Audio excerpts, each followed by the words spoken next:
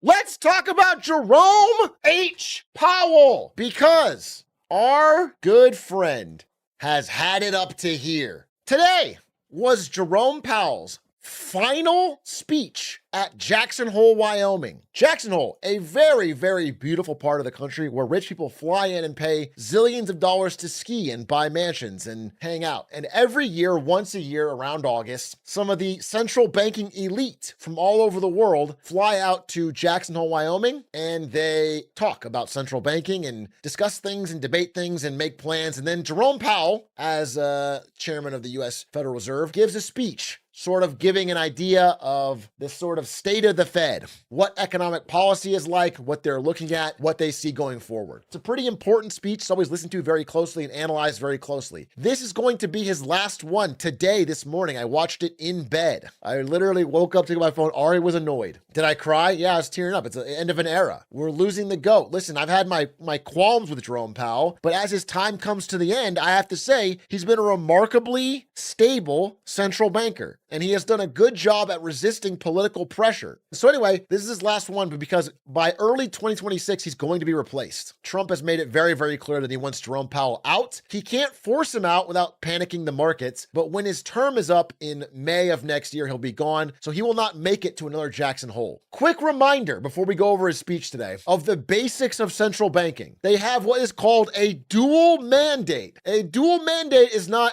one gay date. It is when you have two key goals. The two key goals of America's central bank, their dual mandate, are price stability and full employment. So the two things they're scared of are inflation, prices going up, and everyone getting fired. And their central goal is to stop these two things. That is the goal of the central bank. Now, these problems are in opposition. If you think the biggest problem is inflation, what you want to do is raise interest rates to slow down the economy, cool things off, prevent prices from rising. If you think the biggest problem is employment and everyone's getting fired, you want to lower interest rates so that it's easy to borrow money, people start spending more, jobs pick up, the economy starts going, okay? This is the main basics. Dual mandate, and you base it on which one's the bigger problem. Now, the key part of this speech is Jerome Powell saying, well, here's the thing. Here's the thing about our dual mandate. They're kind of both a problem. In the near term, risks to inflation are tilted to the upside and risks to employment to the downside. A challenging situation. When our goals are in tension like this, our framework calls for us to balance both sides of our dual mandate. In layman's terms, you could say we're fucked. But yeah, I think he would say it's not easy. We're not in an easy environment, okay? We have risks to both directions, so we can't very easily decide to raise or lower rates. That's the main thing. However, the speech goes on. There's much more to be said. And I want you to understand the context going into this meeting is that everybody in the world, basically everybody, is telling Jerome Powell, you gotta lower rates. You gotta juice the economy. The bigger risk is employment. Don't worry about inflation as much, worry about that. This is what everyone with power is saying. Trump is saying it, Wall Street's saying it, even Jim Cramer cursed on national TV. Bro, it's so funny. He's apologized more for that than for giving people bad trading advice for 20 years. He's ruined a lot of people's retirements, but he's apologizing for saying fuck. Who cares, dude? So Jerome Powell went on and he discussed both of these problems in bigger detail. First up was inflation. At the same time, GDP growth has slowed notably in the first half of this year to a pace of 1.2%, roughly half the 2.5% pace in 2024. The decline in growth has largely reflected a slowdown in consumer spending. As with the labor market, some of the slowing in GDP likely reflects slower growth of supply or potential output. So I want to pause and say, people thought, because this is his last speech, he was going to go to town on Trump. People were saying he might just let it all rip. He might just talk some shit. Jerome Powell, as always, kept his cool. But he did include many, many references to how shitty tariffs are. He did, throughout the speech, constantly say how his job is much harder because of the economic uncertainty of tariffs. Estimates based on the latest available data indicate that total PCE prices rose 2.6% over the 12 months ending in July. Excluding the volatile food and energy categories, core PCE prices rose 2.9%.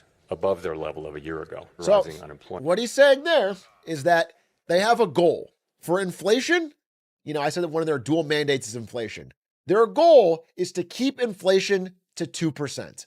That's the idea. They've decided that 0% inflation is no good. They need a little bit of inflation, and the goal is 2%. It's kind of an arbitrary number, but that's been the number, 2%. And as you guys know, when we lived through it in 2021 and post-COVID, is inflation, it kind of looked like this. It was around 2%, a little under actually. Then it spiked way up during COVID, and now it's headed back down after they raise interest rates.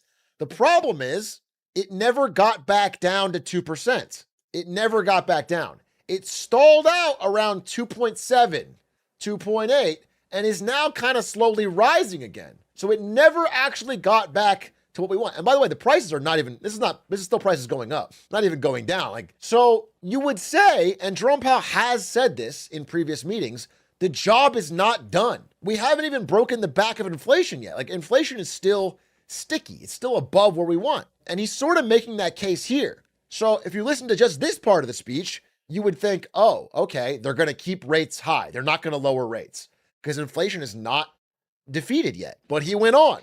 While the labor market appears to be in balance, it is a curious kind of balance that results from a marked slowing in both the supply of and demand for workers. This unusual situation suggests that downside risks to employment are rising. So let's explain that a little bit. He's basically saying the labor market hasn't cracked yet. Everyone's not on the streets. Everyone's not unemployed. However, we're not seeing new jobs. What we're seeing is what you might call a no hire, no fire job market, where if you have a job, you're relatively safe from being fired right now. But if you don't have one, it's almost impossible to find one. It's like this limbo. There's no job openings, but there's not mass layoffs. And what he says in this is when you're in a no hire, no fire situation, the risk of it becoming a really bad situation is very high. Because if it goes no hire, no fire into no hire, some fire, or a lot of fire, then suddenly everyone's unemployed and there's no jobs, okay? The risks are very high. And this is what I've been saying nonstop for a long time now. This is how previous recessions have started, is it goes into a limbo and then the layoffs start and then things are really bad. And he is basically saying that here. He's saying, and if those risks materialize, they can do so quickly in the form of sharply higher layoffs and rising unemployment. Yes. At the same time, GDP growth has slowed notably in the first half of this year to a pace of 1.2%, roughly half the 2.5% pace in 2024.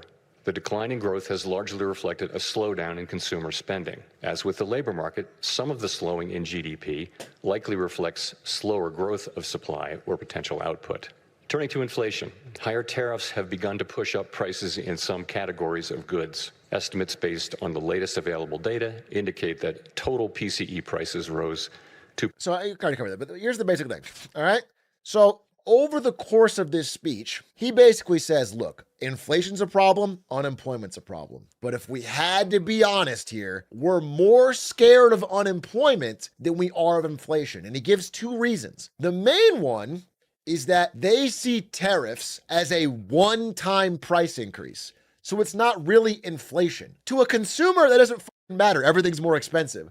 But what he's saying to an economist, if your shoes are 25% more expensive because of the 25% tariff, that's a one-time thing and it's done. You get used to that eventually and it's not continually rising. And I guess I could sort of see that argument, but I think it underestimates the pain on consumers from that price increase, but okay. And then he also said this, and this is pretty important. Tariffs are not just going to hurt the inflation side of our mandate, it's also gonna hurt the job side of our mandate. Tariffs are hurting both. And, there's layoffs coming because of tariffs, which is very true. This is the biggest takeaway from the meeting. This is because, again, the point of these meetings, he'll never say exactly what they're going to do. He will always say, we're going to be data dependent and you don't know our decision. But people have become very good at reading into what they're saying to try and guess whether they're going to cut rates or raise rates. It's like a everyone watches closely. They write down every word. They try to study it, okay? That's very studied. And what they realized is that the main takeaway was he said,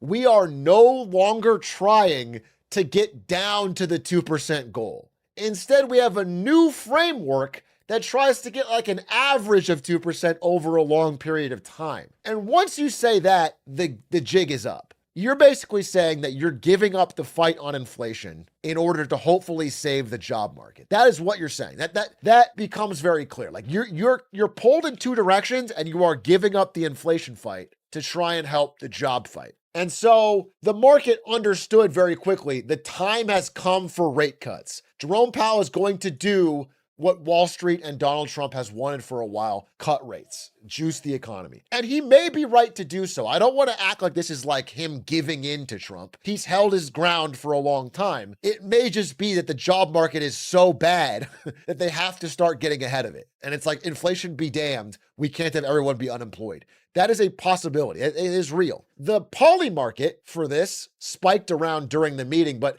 very quickly, the blue line, which is cutting rates, clearly is the winner. People seem to think after this meeting, 80% chance they're cutting rates, almost no chance they hold steady. Now, if you know anything about the stock market, this was crack cocaine to them.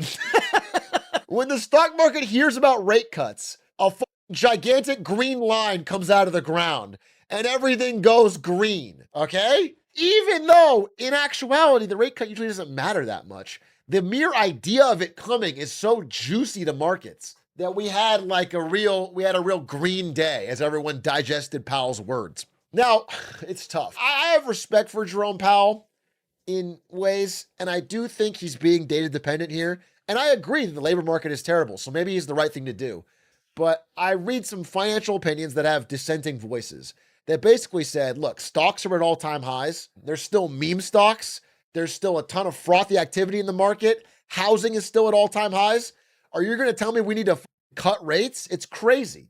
And I could agree with that. They're going to run this hot like you can't even believe. This is like the logical conclusion here is that we're going to see a real weakness in the dollar, probably a real rise in gold. Like, this sounds like inflation is going to come rip-roaring back, would be the takeaway. A real rip-roaring. So that was Jerome Powell's speech today. I wanted to give you an update on what happened. Jerome Powell is pretty much committing to a rate cut in September to hopefully get things going and save the labor market. I do think combining that with tariffs, things are going to get really expensive. What was the last dot plot? I think dot plots are over discussed in this chat with people that want to mention that they know what dot plots are. The truth is that there's never been a dot plot that overruled the central banker. The dot plot is just the opinions of the other federal banks. They vote. Yes, I know they vote, but he makes his opinion known and then they vote on that. There's never a situation where he gets outvoted. It's never happened. You know, his word is what matters in this. And what I'm saying is right now, the dot plot, we can pull it up.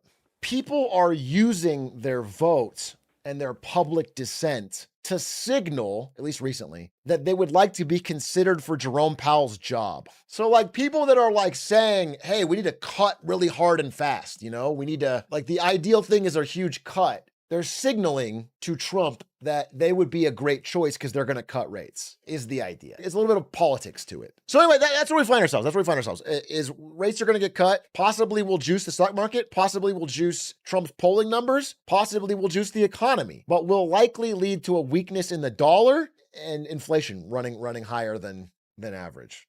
Won't it be devastating when Trump nominates a puppet who acts on a whim? It depends on how independent his nominee is seen as being. But yeah, this is a real risk. If Trump nominates like the Heritage Foundation guy he brought into the White House to be chairman of the Federal Reserve, and he starts immediately cutting rates, people will flee the dollar. Yeah, of course. Or Ron Vara, yeah. Or Eric Trump. It is a big risk for sure, 100%. Will this impact the midterms? Yes. Well, they want it to. That's why this thing calls him Max Burns. This post calling him Full Burns is not a reference to Monty Burns from Simpsons. It's a reference to Arthur Burns, who was a central banker under Nixon, who got pressured into cutting before a big election. And the idea is that these cuts are somewhat politically motivated, at least on Trump's side. Trump wants them for that reason, because it's good for your election standing to cut rates. It juices the economy in the short term, and you don't feel the inflation till later. It depends on how fast inflation roars back, honestly. I guess what I'll say is, if I want to summarize my thoughts here, because it's kind of mixed. They are in a tough spot, and maybe the right call is a small cut. I'm actually not opposed to this cut. It's more that I think they're underestimating how angry people already are with inflation. And that if it were to happen again before we even got back to normalcy, I think the anger is going to be so severe. People are really at their edge when it comes to inflation.